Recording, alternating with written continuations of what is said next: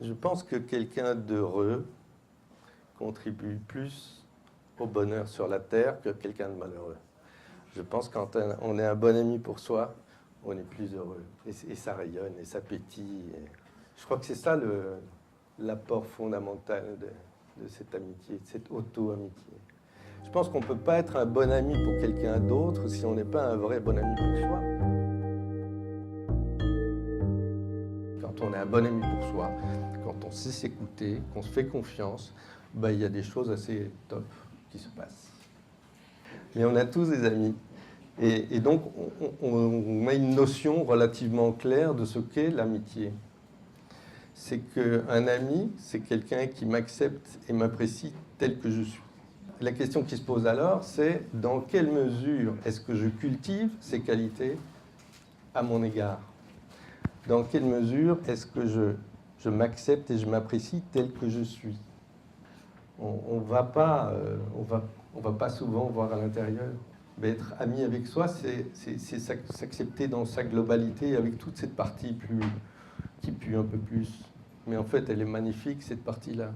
Et une partie de ce que je raconte dans ce livre aussi, c'est d'arrêter de se comparer aux autres, d'arrêter de s'évaluer par rapport aux autres, et d'aller voir non pas quelle est ma valeur par rapport aux autres, mais peut-être aussi quelles sont mes valeurs. Et comment on fait concrètement? On achète le livre. Bon, d'abord, c'est un processus, c'est comme la gymnastique, une habitude. On a l'habitude notamment d'être extrêmement critique avec soi-même, d'être extrêmement dur avec soi. Et on a besoin d'apprendre à décrypter le fait qu'on se parle aussi mal. Et de prendre conscience de la douleur qu'on s'inflige nous-mêmes en se parlant aussi mal. C'est un apprentissage, c'est comme la méditation en fait. C'est comment j'y vais petit à petit, et j'accepte qu'au début c'est dur. Ouais, ça va pas très bien. Ouais.